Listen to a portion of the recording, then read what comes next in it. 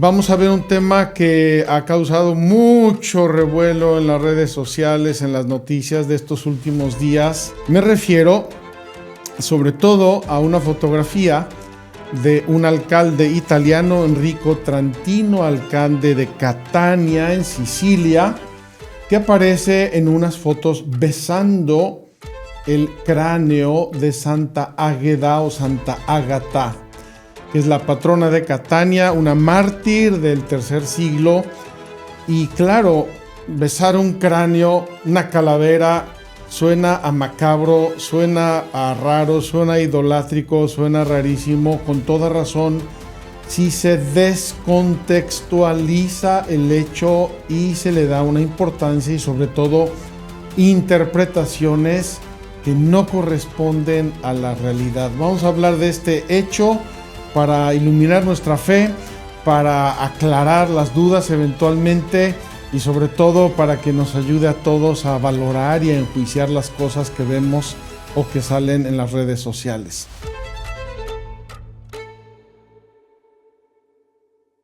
Esta tierra es de Dios, es la tierra de María. Esta tierra es sagrada, tú la reinas, madre mía. Oh, somos hijos de María.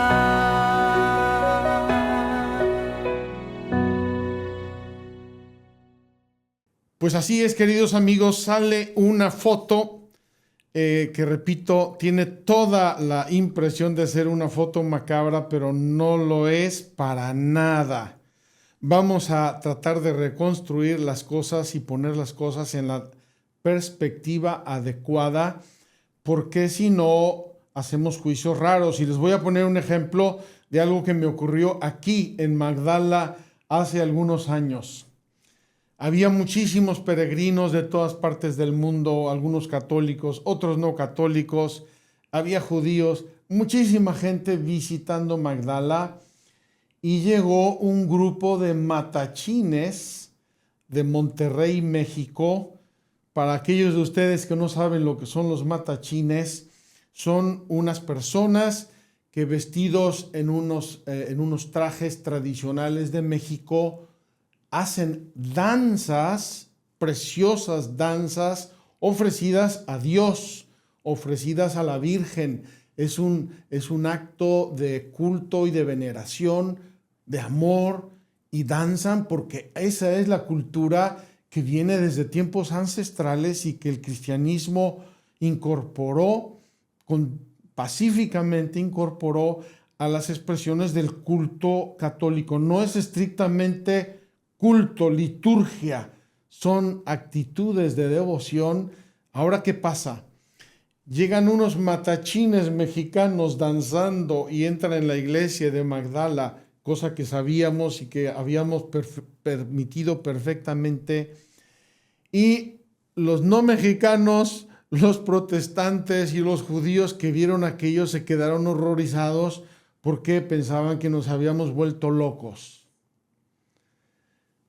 Coger una cosa y descontextualizarla, sacarla del lugar, del momento, etcétera, puede parecer totalmente lo que no es.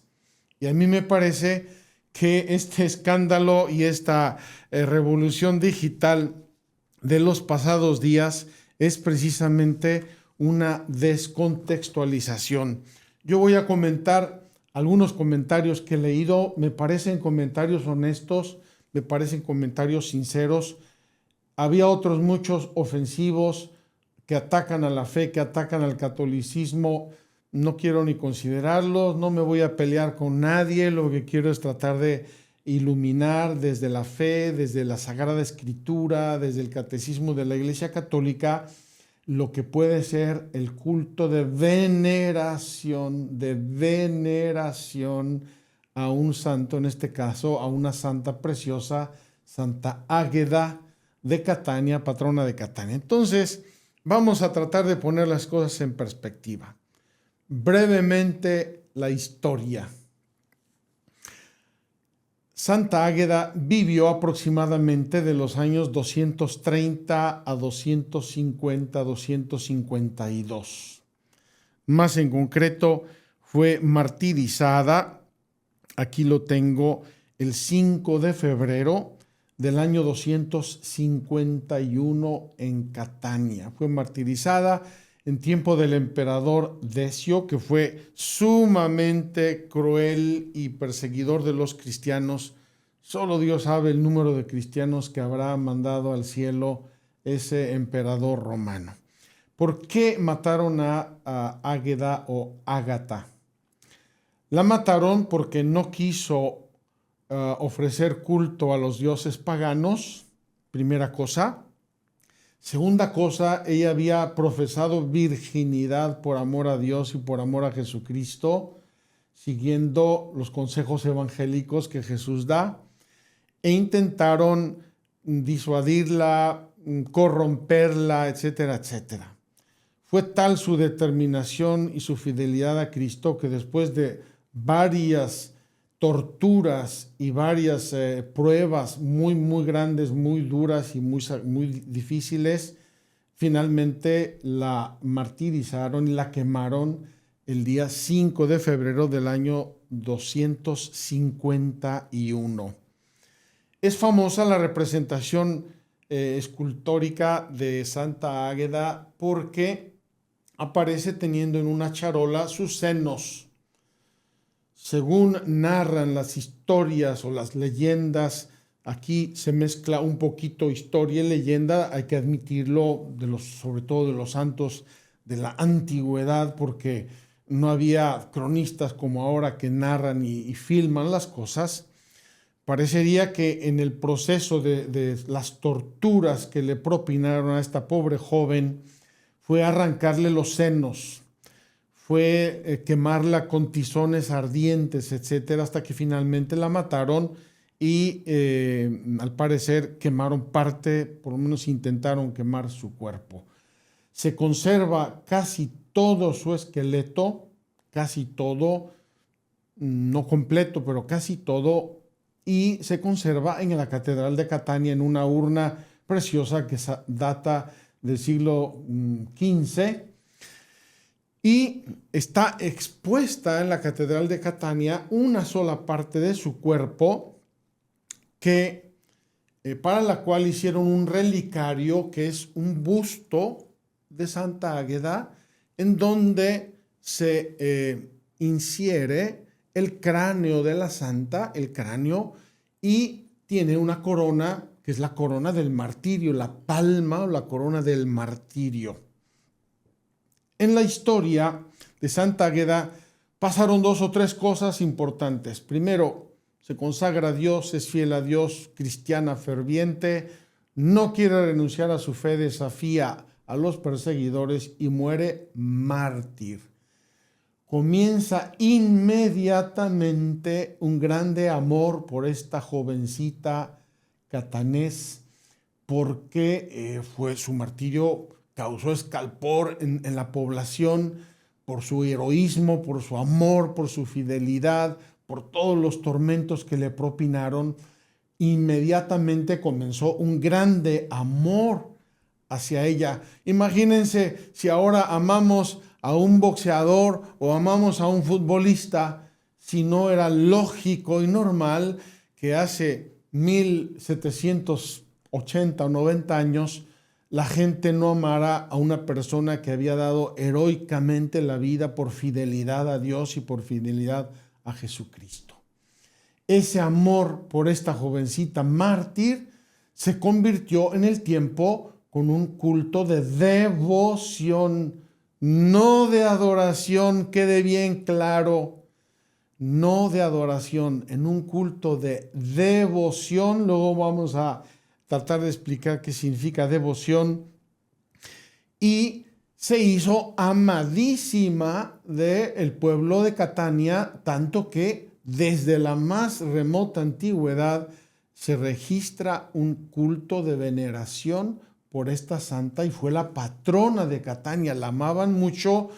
Repito, si ahora amamos a cualquier personaje porque hace algo más o menos digno de entusiasmo o de admiración, pues con toda razón a esta santa le dedicaron inmediatamente, santa mártir, le dedicaron inmediatamente su amor, su veneración y su devoción, y eventualmente la nombraron patrona de Catania. Durante el periodo en que los musulmanes intentaron conquistar Italia y Europa y todo el Mediterráneo, eventualmente tomaron posesión de Catania. Y entonces los restos de la santa, con toda razón, corrían peligro. Estaban expuestos a lo que, como antes se decía, a lo que los infieles pudieran haber hecho con esos restos. Es por ese motivo que en el año 1040, un poco en la ola de preparación de las cruzadas, en ese año 1040, fue rescatada la santa, los restos de la santa, y llevados a Bizancio, al actual Estambul, a Bizancio, donde estuvieron resguardados 86 años. Bizancio era la capital del imperio en ese momento. Acuérdense, cayó en 1454, estamos hablando de 1040. En el año 1126, es decir, después de 86 años en Bizancio, dos personajes un poco simpáticos, un poco rocambolescos, sustrajeron los restos de Santa Águeda para devolverlos a Catania. En ese paso, en ese camino hacia Catania, pararon en la zona Apulia, en Italia, en una ciudad que ahora se llama Galatina, y allí dejaron un fragmento, una parte del cuerpo, porque la gente quería quedársela completa. Dejaron como consolación una parte del cuerpo, me parece, ahora no estoy seguro, me parece que es un fémur del cuerpo, y eventualmente llegaron a Catania, a un puerto quizá en ese tiempo muy pequeño. Si miramos Catania, está en el lado este de Catania, más o menos al centro, enfrente de la punta de la bota de Italia. Ahí está Sicilia, y más o menos en el centro está este pequeño puerto, este pueblo que se llamaba Aci Castello. Aci Castello. Llegaron allí las reliquias, y de allí fueron trasladadas solemnemente, con todo el amor, con todos los fieles, con el clero, con los obispos, con todo mundo. Fueron llevadas solemnemente en procesión a la catedral de Catania, en donde le dieron obviamente la bienvenida a su santa amada desde hacía 750, 800 años. Yo quiero que ustedes dimensionen esto, porque no estamos hablando de la superestrella de Hollywood. Estamos hablando de un personaje ejemplar, virtuoso, santo, que durante 800 años había sido amada y conservada y venerada en Catania y declarada patrona de Catania. Entonces, no estamos hablando de una influencer de 2x2 que sale hoy y mañana desaparece. Bien, entonces, desde el año 1373, el artista Giovanni de Bartolo hizo este busto hermoso, finísimo, el busto de Santa Águeda, y allí en la parte superior, representando el rostro, la parte superior, se inserta el cráneo, que es, por así decir, la parte más noble, la parte más importante de sus restos mortales, porque su cabeza, ya sabemos que la cabeza es la rectora del ser humano normalmente. Y desde el año 1373 ha sido venerada así. ¿Qué sucedió este año y por qué se armó todo este escándalo? Sucedió que en ocasión de los 900 años, no 4 meses, ni 5 años, 900 años del regreso de los restos de Santa Ágada a Catania, desde Bizancio, como ya dijimos, hasta Catania, 900 años, se restauró ese busto precioso de plata para mantenerlo, para embellecerlo, para restaurarlo. Y entonces, en el aniversario, que es el 17 de agosto,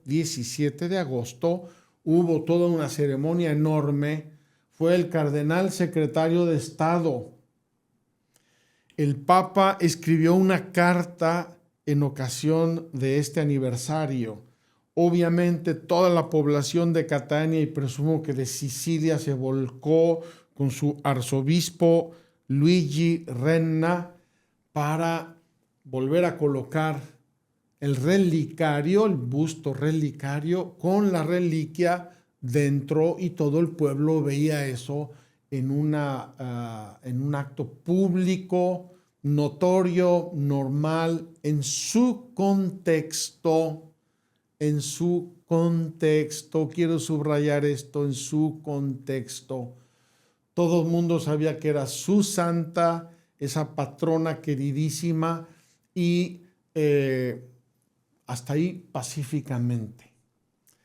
Circulan videos, circulan fotografías y empieza la banda a sonar con todo el escándalo y con todas las interpretaciones descontextualizadas del evento. Repito, el hecho es ese, es público, es católico, es de acuerdo a la fe, está el Papa envuelto, está el cardenal secretario de Estado, está el arzobispo, están las autoridades civiles, el alcalde, etcétera, etcétera. Y besar una reliquia es algo normal, normalísimo, se hace en todas partes del mundo. Yo lo he visto con las reliquias de Carlo Acutis, lo he visto con las reliquias de Juan Pablo II, lo he visto con las reliquias de San Antonio de Padua y infinidad. Es un gesto de cariño, como yo tomo la foto de mi madre y la beso. No estoy besando un pedazo de papel, estoy besando el recuerdo amoroso y tierno de mi madre. Entonces, aparece esta foto. Es verdad, un cráneo puede interpretarse de muchos modos. Un cráneo en un contexto de una película de terror es una cosa súper macabra, espantosa. Un cráneo en un contexto de medicina, pues es un objeto de estudio en la medicina, en la fisiología, en lo que sea. Un cráneo en un contexto, por ejemplo, ¿cuántas pinturas de santos hay que tienen un cráneo en la mano simbolizando que vivían preparados para la muerte, que respetaban la muerte, etcétera? ¿Cuántos cráneos hay en la historia del arte cristiano y los vemos pacíficamente y sin ningún escándalo y sin ninguna nada? Pero se pueden malinterpretar o se pueden malentender. Entonces, ¿qué pasa? Sale esta foto de nuestro querido alcalde de Catania, Enrico Trantino, besando el cráneo de Santa Águeda, y se arma la banda. Es idolatría, es macabro, es necrolatría, es nigromancia, es necromancia, le han puesto todos los títulos posibles, imaginables a este hecho, y es lo que yo quisiera tratar de aclarar. Voy a comentar algunos de los comentarios que he visto, para aclararlos desde el punto de vista de la fe católica, desde el punto de vista de la Sagrada Escritura, desde el punto de vista de la espiritualidad y del sentido común. Dice un comentario, no voy a citar de quiénes son, están publicados, el que quiera verlos puede verlos, no estoy citando nada privado, ni quiero pelearme con nadie, que quede esto bien claro. Dice uno, papistas. Ya comienza un poquito sesgada la reflexión. Dejen a los muertos descansar en paz y respeten la dignidad de sus propios santos. Este culto macabro, esta oda a la muerte, no es propio de una fe que celebra la vida. A este amigo yo le digo, mira, si tú observas el cráneo simplemente como cráneo, puede parecer macabro, te lo concedo. Pacíficamente puede parecer macabro. Si yo sé que ese cráneo es de una santa mártir, veneradísima, amadísima, patrona de su ciudad, es otra cosa diversa. No es el cráneo que me encontré en un campo, o mucho menos los cráneos que se encuentran a veces en esos campos de matanzas y de violencia brutal que no tiene ni sentido religioso ni tiene nada. Y dice, esta oda a la muerte no es propio de una fe que celebra la vida. Yo quiero decirle a este amigo, perdóname, pero no estoy de acuerdo con tu observación por una razón.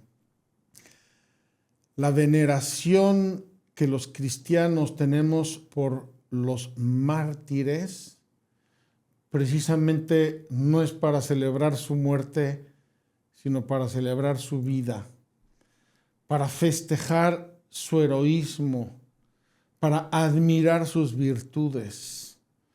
No nos estamos fijando en el cráneo materialmente hablando, sino en la persona santa, joven, pura, digna, virgen, que dio su vida para defenderse y defender su fe. Entonces, me parece que tu valoración, quizá un poco precipitada, es exactamente lo contrario de lo que estamos haciendo los cristianos cuando veneramos las reliquias de un santo. Otro comentario. ¡Qué asco! Gracias a Dios por la Reforma. La Reforma es la Reforma protestante que quiso deshacerse de todas esas cosas. Aquí quiero poner en perspectiva este comentario. Miren, es verdad, tenemos que admitirlo, tenemos que reconocerlo, que la veneración de los santos y sobre todo la veneración de las reliquias de los santos en ciertos contextos y lugares ha sido exagerada. Ya lo dice el libro del Kempis. El libro del Kempis, que también se llama Imitación de Cristo, nos dice que hay gentes que caminan no sé cuántos kilómetros y kilómetros para ir a venerar una reliquia y no reciben la comunión en su parroquia. Dice, ¿cómo es posible?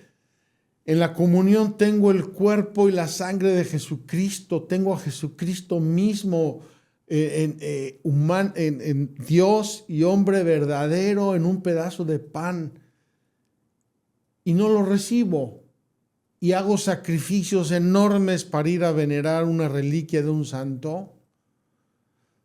Entonces ya en el medioevo, el Kempis es un libro del medioevo, La Imitación de Cristo o Kempis es un libro del medioevo, ya declara que había exageraciones, que había desviaciones, quizá errores en la veneración de los santos. Lo admitimos.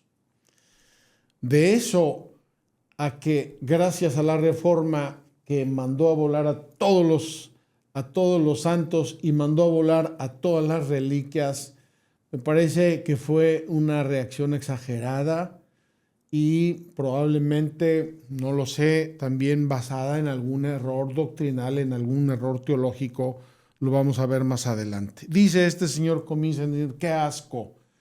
Oye, perdóname, no es una película de terror lo que viste en esa foto. Es un acto religioso donde había miles y miles de gentes, donde estaba involucrado el Papa, el cardenal secretario de Estado, el arzobispo, las autoridades civiles, militares. Respeta la sensibilidad espiritual, religiosa, cívica, histórica de un pueblo que ama a su santa patrona. ¿Cómo puedes decir qué asco porque alguien besa un cráneo de hace 1700 años? Que a ti no te guste, lo respeto. Que a ti no te atraiga el gesto, yo lo respeto perfectamente, pero no digas qué asco porque estás ofendiendo a un pueblo entero, a un pueblo creyente, a un pueblo que tiene una historia y que tiene una cultura. Otro comentario dice, aunque los papistas, seguimos con un término que es una acusación así sesgada, aunque los papistas pretendan vestir el culto a sus reliquias de piedad cristiana, el mecanismo espiritual y supersticioso es el mismo que el de la Santa Muerte, necrolatría y la puesta en restos mortales. A este amigo yo le quiero decir, con todo respeto, le quiero decir, en primer lugar, los cuerpos mortales de cualquier ser humano son dignos del máximo respeto. No es necrolatría. Necrolatría sería adoración de los muertos. El resto mortal, recordemos que los restos mortales es una criatura creada por Dios. Los restos mortales esperan la resurrección del último día. Los restos mortales de una persona buena y santa nos recuerdan un ejemplo de vida. No es cualquier acto, ni es equiparable el resto de una persona humana al resto de un animal o al resto de una serpiente o al resto de otra cosa. Los seres humanos fuimos creados a imagen y semejanza de Dios, y la dignidad y el respeto con que deben ser tratados todos los restos mortales es sumamente importante y nos lo enseña la fe cuando nos recuerda que somos hijos de Dios y que nos espera la resurrección del último día. Otro dice simplemente, este es un comentario traducido del inglés, dice, esto no es lo que enseñó Jesús. Cámbienme la opinión. Bien, yo le voy a decir a este amigo que Jesús dice que no vino a abolir ni la ley ni los profetas, sino que vino a cumplirlos. No vino a abolir ni la ley ni los profetas, vino a cumplirlos. Y la Sagrada Escritura tiene muchos pasajes en los cuales se respeta a los muertos, se respetan sus cuerpos, se piensa en la resurrección de la vida eterna, etc. Quiero citarles aquí del segundo libro de los Macabeos, algunas expresiones que dice Jesús que no vino a abolir, vino a dar cumplimiento. Dice, de Dios recibí estos miembros, por sus leyes, por las leyes de Dios los desprecio y de Él espero recobrarlos. Acuérdense que el libro de los Macabeos es un libro de historia de persecución contra los judíos. Y hay ejemplos hermosísimos. La madre de los 7 hijos macabeos que fueron martirizados delante de ella por su fidelidad y por no querer comer carne de cerdo. la muerte de Eleazar. Entonces dice, desprecio mis miembros y espero recobrarlos de él, de Dios, porque por su ley me los van a quitar, me los van a cortar. Los miembros corporales se esperan recibir nuevamente. Dice el segundo hermano de los 7 hermanos, dice, tú, criminal, nos quitas la vida presente, pero el Rey del mundo nos resucitará a una vida eterna. El cuarto hermano afirma, vale la pena morir a manos de los hombres cuando se espera que Dios mismo nos resucitará. Vale la pena dar la vida, perder el cuerpo. Lo va a decir Jesús. No temáis a los que quitan la vida al cuerpo. Temed a los que mandan el cuerpo y el alma en la gehenna. Yo quisiera decirles a todos los que han criticado esta escena, esta fotografía, este cráneo, esto, y le han puesto títulos así tremendos, que piensen más bien en la gente que está perdiendo los cuerpos y las almas, envenenándolas de muchísimas cosas que no tienen nada que ver ni con Dios, ni con la fe, ni con la religión, ni con la virtud, ni con nada verdaderamente humano. La madre de los hijos, el creador del mundo, os devolverá misericordiosamente el espíritu y la vida, les dice a sus hijos que están muriendo delante de ella. Y el hijo menor dice, le dice la madre, acepta la muerte para que por la misericordia de Dios yo te recobre junto con tus hermanos. La muerte, eso sí que es macabro, sobre todo una muerte violenta, brutal, como la que les propinaron a estos macabeos. Obró, dice el Judas Macabeo, obró con rectitud y nobleza pensando en la resurrección, etcétera, etcétera. Y hay otros textos, los voy a citar luego solo por citarlos, pero queridos amigos, Jesús vino a cumplir la ley y los profetas, vino a cumplir la Sagrada Escritura y tan la cumplió que él mismo dio la vida del modo más horrible y macabro posible, dio la vida sobre la cruz porque quería ganarnos la resurrección a nosotros. Imagínense cuando sabemos que estamos venerando una reliquia, cráneo, un hueso, algo, una reliquia de un santo, de una santa, que sabemos ya que está en el cielo, porque es lo que nos dice la fe. Sabemos que está en el cielo. ¿Qué reparo podemos tener los cristianos en venerar y en besar una reliquia de un santo, una santa mártir que sabemos que está en el cielo y que intercede por nosotros y cuyo ejemplo tenemos que imitar? Otro comentario, no es el cristianismo, simplemente están adorando a los muertos. A este querido amigo yo le quisiera citar un hecho histórico precioso y fuertísimo.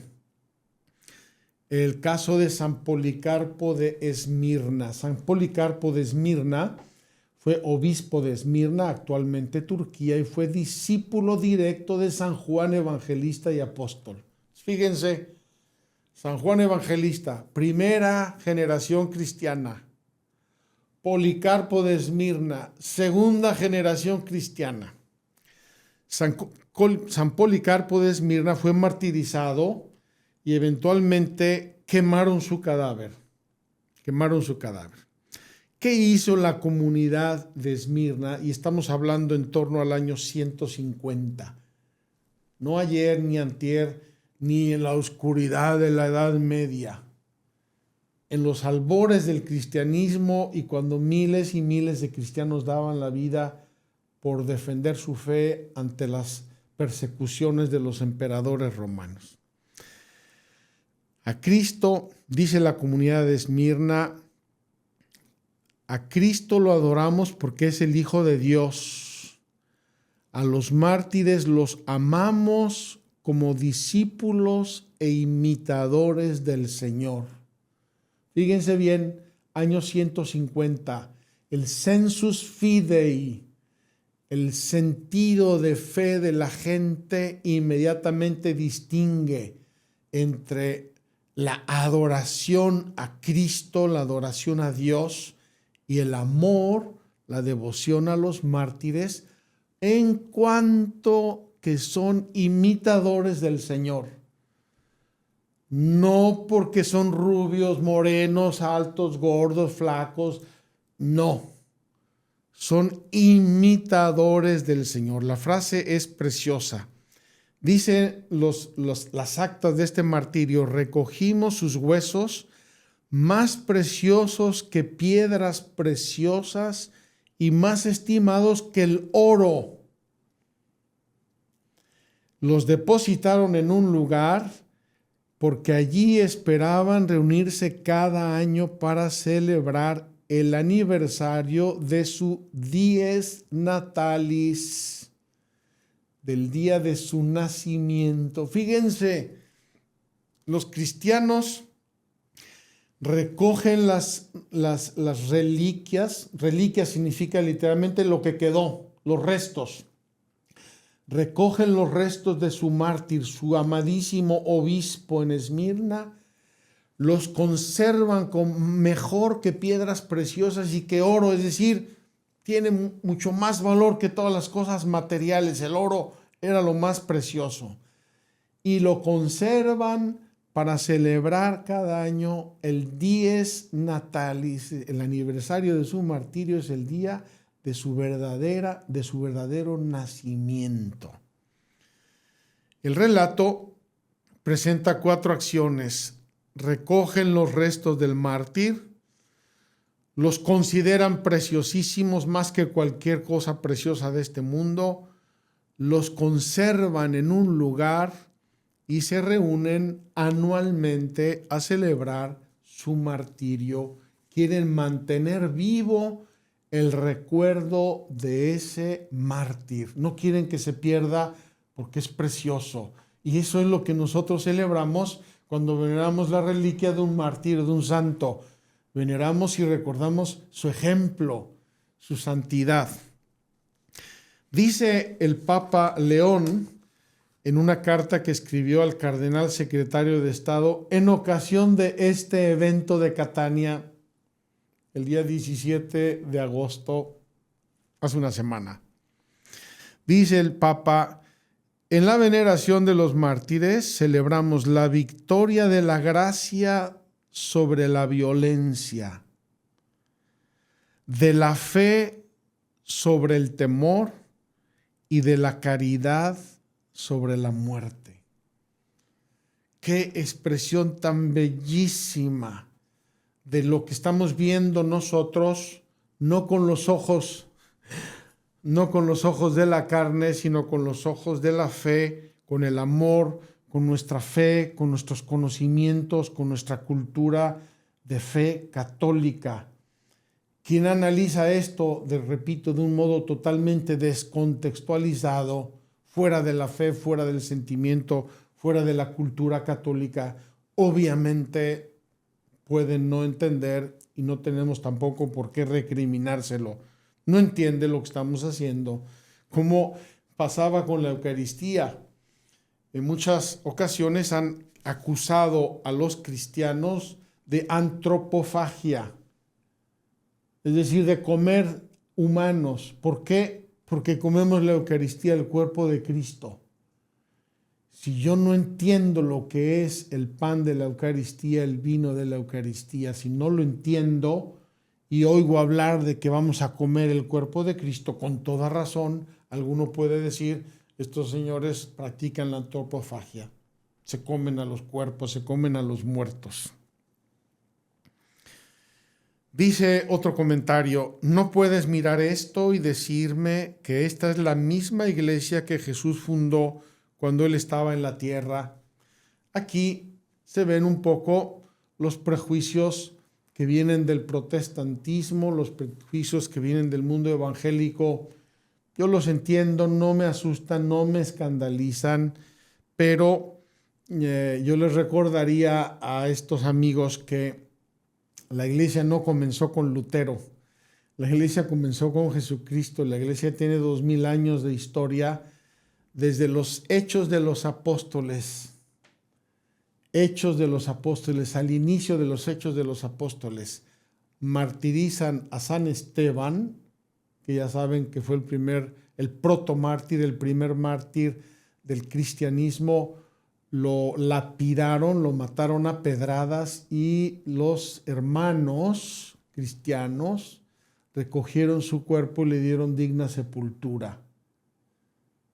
¿Por qué?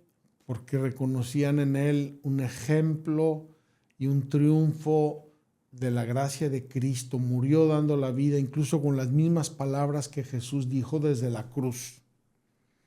Que vean a San Esteban y que no se dejen impresionar por escenas, por imágenes descontextualizadas.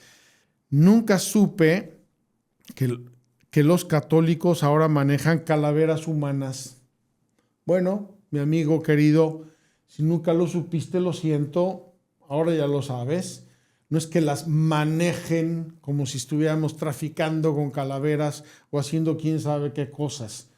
Hay unos restos de santos, de algunos se conserva el fémur, del otro se conserva la mano, del otro se conserva el cráneo, depende de lo que se conserve en cada caso, pero no es que estemos traficando con calaveras.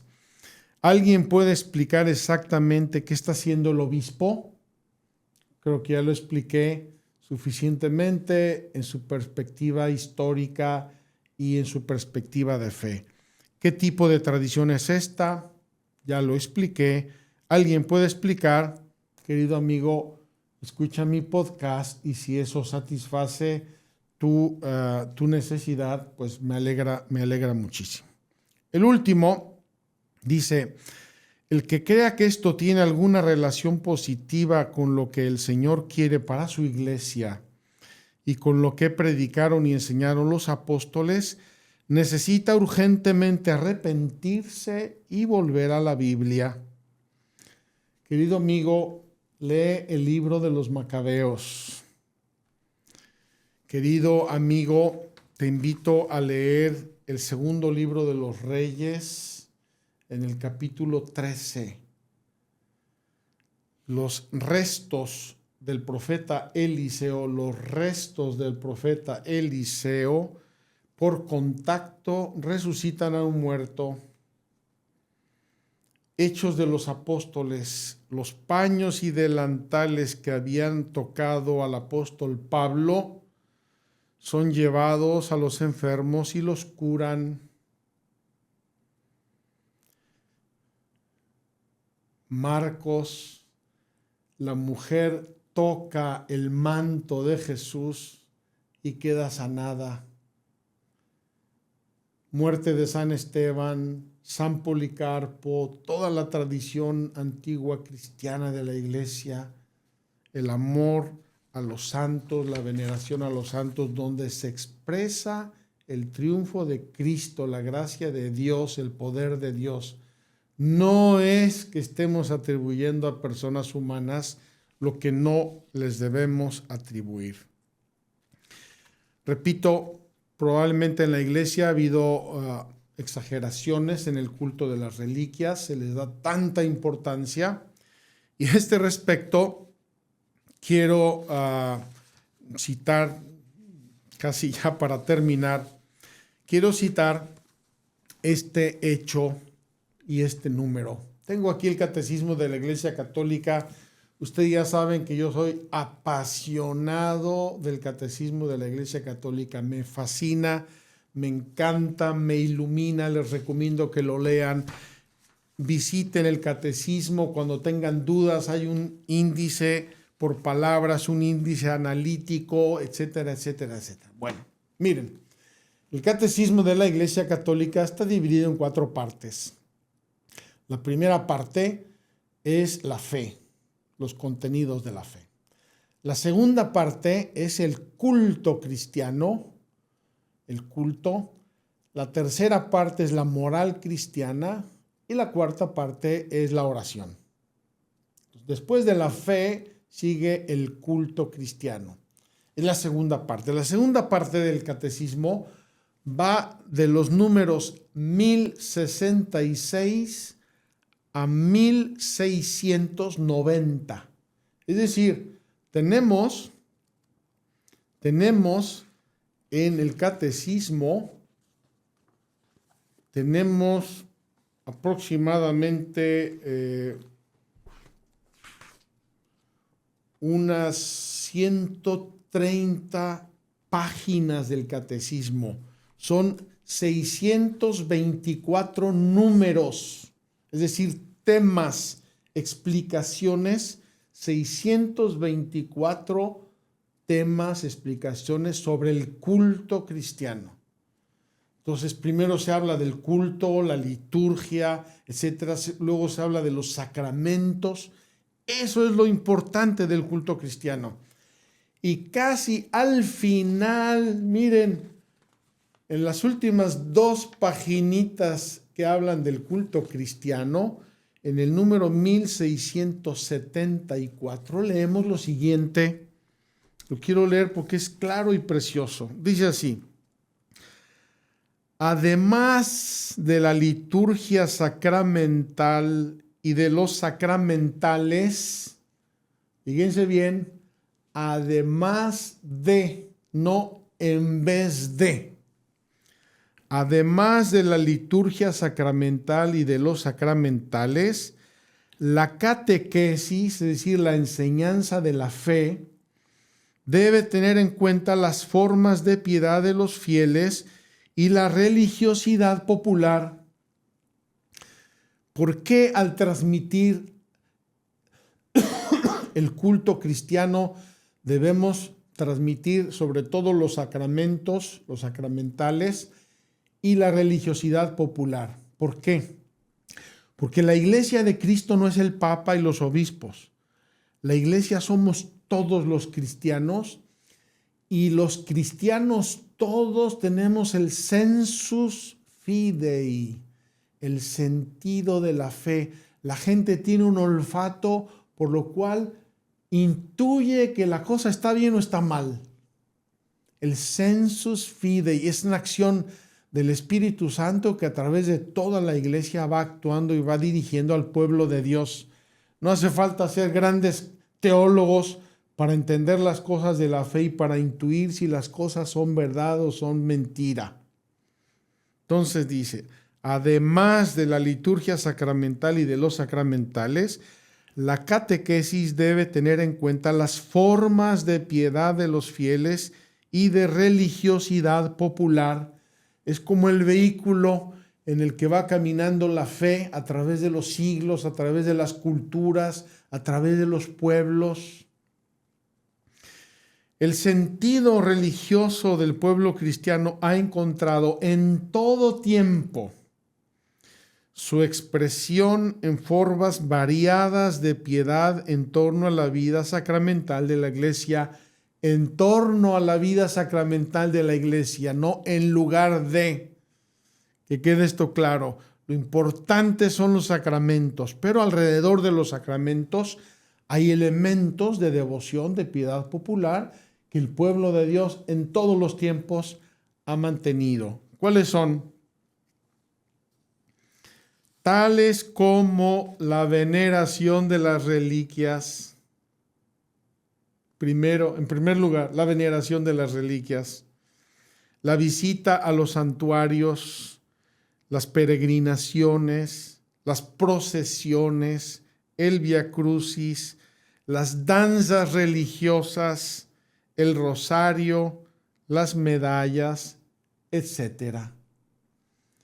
Queridos amigos, no hay ninguna duda de que pertenece a la vida de la piedad católica normal, tradicional de todos los tiempos, el que nosotros veneremos a los santos. ¿Por qué?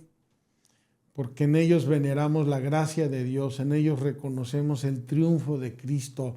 Ellos nos están esperando en el cielo, interceden por nosotros, acompañan a la iglesia que peregrina en la tierra desde el cielo, diciéndonos, vengan, vengan, vengan, es posible, aquí los esperamos. No se pierdan con otras cosas.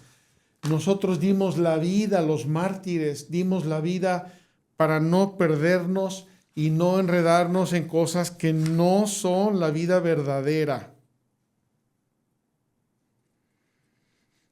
Así es, queridos hermanos, y yo con esto termino. Hemos hablado de la historia, hemos hablado de Santa Águeda, hemos hablado de la vida de la iglesia, de la Sagrada Escritura, de la tradición, del catecismo, y quiero retomar esa imagen, decirle a nuestro amigo, el alcalde de Catania, Enrico Trantino, qué maravilla que ames a la santa patrona de tu ciudad, te protege desde el cielo, da ejemplo a tus habitantes. No es una cosa macabra ni es una cosa del otro mundo, es una cosa preciosa, humana, profundamente religiosa. Cultiva en tu pueblo ese amor a tu santa patrona, como los mexicanos cultivamos el amor a la Virgen de Guadalupe, a San Juan Diego, a nuestros santos, a San Rafael Guízar Valencia, y en España a Santa Teresa de Jesús, a San Ignacio de Loyola, etcétera, etcétera, etcétera. Es parte de nuestra fe. Es obvio que no debemos caer en exageraciones, ni en supersticiones, ni en idolatrías. Eso ya está descartado. Nosotros adoramos solo a Dios. A los santos les damos un culto de veneración. Admiramos su virtud, amamos el triunfo de la gracia en su vida. Queremos imitarlos porque son dignos de imitación para nosotros. Son ejemplos que nos llevan al cielo. Queridos amigos, queridos hermanos, aquellos de ustedes que hayan visto este escándalo mediático, espero que les hayamos podido aclarar y completar un poco las ideas. Aquellos que no lo hayan visto, pues ahí tienen el concepto católico de por qué nosotros veneramos a los santos y adoramos solo a Dios uno y trino. A los santos los veneramos y tenemos en ellos una intercesión en el cielo. Amemos las reliquias, venerémoslas porque son el recuerdo tangible de la vida de estos santos, pero sin darles más importancia de la que tienen. Ya vimos que en el catecismo, en la penúltima página de lo que se refiere al culto cristiano, hay un parrafito donde está la veneración a las reliquias. Antes de eso está la vida litúrgica, la vida sacramental, etcétera. Cada cosa en su lugar y en su importancia. Nos vemos la próxima semana, Dios mediante. Les agradezco mucho su atención. Denos un like si les gusta, si les interesan nuestros programas. Coméntenos, nos ayuda. Critíquennos si hago cosas mal, si no les gusta, critíquennos. Tengo todo el derecho de recibir críticas que me ayudan a mejorar, a revisar, a purificar, a ayudarles a entender lo que son nuestros podcasts desde Tierra Santa, La Voz de Tierra Santa. Soy el Padre Juan Solana. Que Dios los bendiga a todos y que los llene de su amor hasta que exploten. Gracias. Mis queridos amigos, Magdala permanece en medio de esta crisis y de este conflicto. Soy el Padre Juan María Solana. Les mando este mensaje desde nuestro búnker cenáculo, donde nos estamos refugiando en estos días. Queremos seguir siendo un poquito de luz en medio de este conflicto. Queremos seguir llevando paz, amor, serenidad con la palabra del Evangelio desde Magdala. Quiero animarte a ayudarnos con un donativo mensual, aunque sea de $1, $5, lo que quieras y puedas. Eso hará posible que nuestra misión continúe en estas circunstancias. Que Dios te bendiga.